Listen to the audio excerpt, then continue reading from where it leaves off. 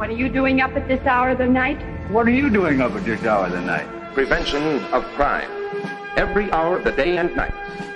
Moviebreak is the team that protects your property and you. Hallo liebe Moviebreak-Hörerinnen und Hörer, hier sind wir wieder mit euch mit einem neuen spannenden Interview zu Strange World, der am 23. November hier in den Kinos startet. Und bei mir ist der Produzent des Films, in dem es um eine fantastische Welt und eine Familie von Entdeckern geht, der Oscar-gekrönte Roy Conli. Hi Roy. Hi, how are you?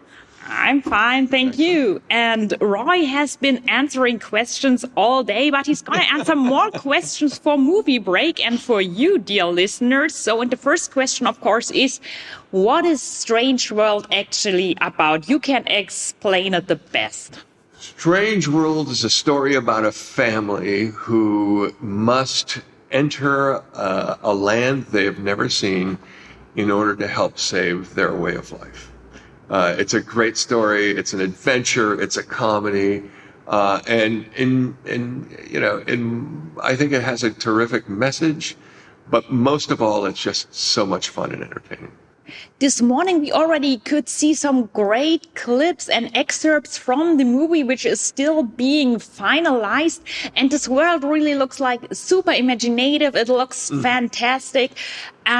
In contrast to the super original world, this theme or the subject of family is a very traditional one. So how do you think does this kind of family subject still connects with today's audience, where most people are not living in traditional family units and not in functional family units? So the family seems kind of removed from today's social reality, even though it's still the ideal of life. Well, I don't know. I mean, I think family is not necessarily ideal.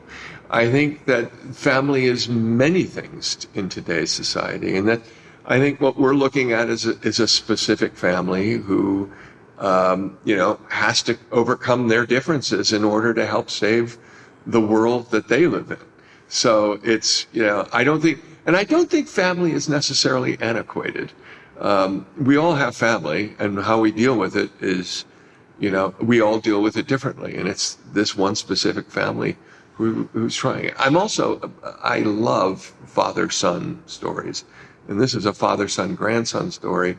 And they're so much fun in terms of seeing the generational differences between the three. So that adds a different element to it as well. Yeah, I can see how many men love father-son stories, but I have to say, to be honest myself, I've been seeing so many father-son stories all the time all my life, and I'm sometimes wondering, when will there be more like stories about women, Because, really? Yeah, honestly, yeah. So what fascinated me about this particular son was that there was the promise that this is going to be the first Disney movie where there's going to be like a major character who has a queer relationship. Is this true? Is it going to be? There is an LGBTQ representation in the film. Yeah, that this absolutely. was going to be the first time, like it's the first major production. Otherwise, it was just like supporting characters. Was it hard to push that idea, or was it easy to get it? Not any difficulty whatsoever. What I love about working with Don Hall is that he creates these wonderful, diverse, and inclusive worlds. If you look back at Baymax, Big Hero 6, he created this amazing team that was diverse, and this is just kind of an extension of that. And really, I think this is the world that we live in, and we as a studio are committed to telling stories about the world we live in. Even though this is an imaginary world, this is rooted in our world. Yeah, it really means a lot to the LGBTQ plus community to see that representation, because honestly, many of us thought it would never happen that Disney ever gives this kind of space to a queer character. So, can you elaborate a little bit more about the family dynamic from which this character comes from, and from the whole background, like the different types? We have the mother, who's also an adventurer. The father is an explorer. Then there's the grandfather, who's also an explorer. And the son tries to kind of find his place within this dynamic. Yeah. Can you maybe tell us a little bit more about how they work together? Well, it's interesting because this is where the father-son, grandson story comes in.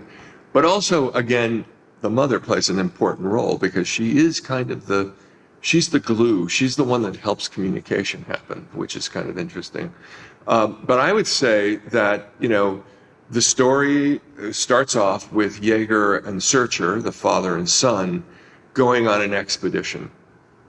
Within that expedition, there is a decision that Searcher wants to go back because he's discovered this amazing plant that creates energy, Pando. His father, who is so obsessed with his own legacy, his father's own legacy, moves on and essentially leaves the family. And so we pick up the story 25 years later. Searcher is now a very successful farmer of Pando, the plant that he found. And he has created this amazing farm. And in his mind, the legacy that he wants to leave to his son is that farm. But Ethan, his son, the grandson of Jaeger, has his own ideas and is trying to come to grips with, he has ideas that there is life off the farm, somewhere else. And so that kind of dynamic of father wanting to leave legacy, but son reevaluating where they want to be is kind of the structure of those relationships. Which sounds very exciting. And also, if you tell me about the plan, of course, that resonates strongly with certain environmental issues that we have today. And also the theme of finding energy. We're all looking for clean sources of energy. And at the moment, we're in a huge energy crisis, actually. So it's even, I suppose you couldn't foresee that when you were developing the movie, but it's even more acute, I would say, in its subject of finding an energy source that's reliable, that's clean, that's cheap and available to everybody.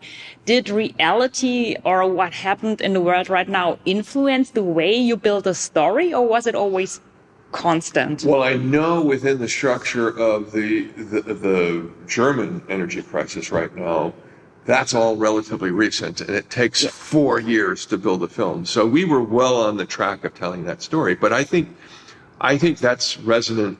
That resonates in all countries and all societies today.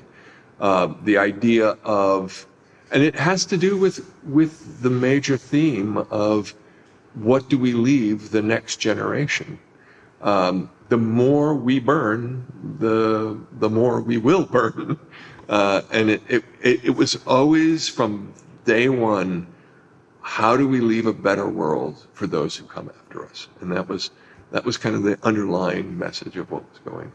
And another, of course, the film is called Strange World, and in many aspects it is about this strange world they're entering, which looks like very fantastic with psychedelic colors, and it's completely different from the, let's say, reality, like with nature.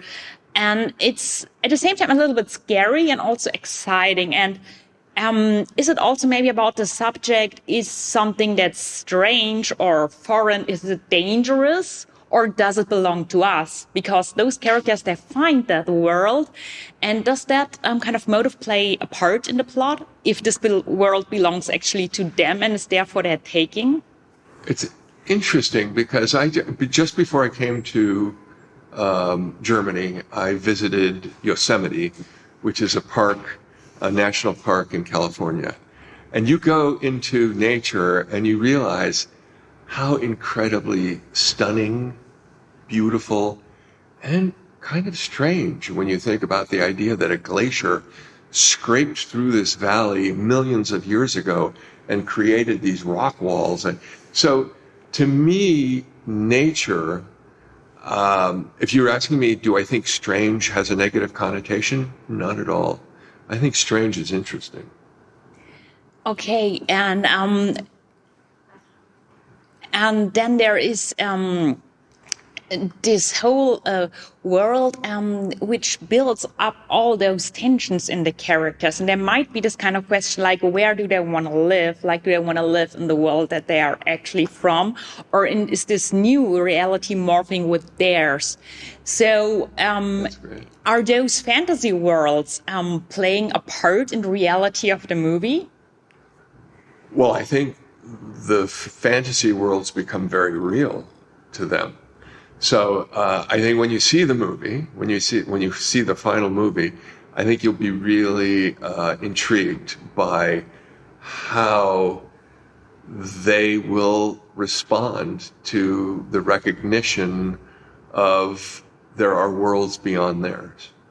And that's part of the reality that we need to recognize. We live in a marvelous universe, and that universe has so many different wonderful happenings going on simultaneously, whether they're near or far. And it's that recognition that I think is kind of magic, and it's part of the magic of the film. And final question, you mentioned as a source for those movies Edgar Rice Burroughs and H.G. Wells, and I think we all love H.G. Wells and we love the adventure, also the action, of course, but especially with authors like Edgar Rice Burroughs, it has also certain problematic in those themes that he tackled, or his political views. Do you think that our love for old classic stories can make us overview or ignore the problematic aspects or implications that some of those stories might have? Yeah, that's an interesting question, because I think what you do is you take influence, and when you understand that those stories from the turn of the 19th century into the 20th century then opened the doors into films like King Kong and Journey to the Center of the Earth and 20,000 Leagues Under the Sea, all the way into Raiders. If those are influences. Those are influences, and you take the best of that influence and you move forward with the story. Thank you so much, Roy Conli. We wish to talk on for hours, but of course time is running out. So thanks a lot for a great interview, and we're all looking forward to seeing Strange World when it's starting in the theaters. Great, thank you. Okay, thanks.